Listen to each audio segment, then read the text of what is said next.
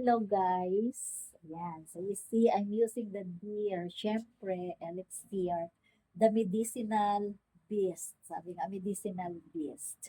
So today, I did not wear my railway uniform, although I went to a client, a friend.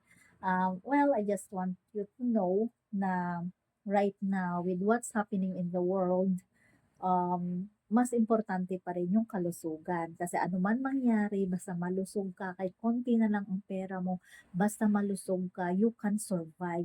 What if dalawa pang problema mo? Problema mo na kalusugan, problema mo na ang pera. Ang kagandahan sa company na to, networking, multi-level marketing. At ang kitaan dito, Singapore dollar in daily payout. Ang gagawin nyo lang is to attend the training which is free sa office namin.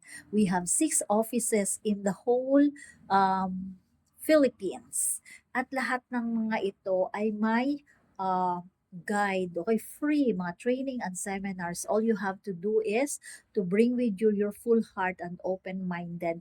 Willing ka ba matuto? Katulad ko, 4 years ako nag-aral ng course ko. At the end of, after I graduated, magkano ang pwede kong kitain?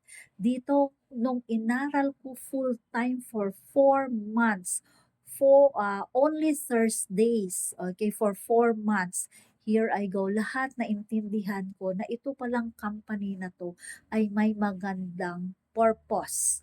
Ang purpose niya talaga ay makatulong sa mga taong naghahanap ng opportunity, especially those who cannot afford illness. Actually, our product na Portier, we don't actually sell the product Portier, but actually what we are selling is health.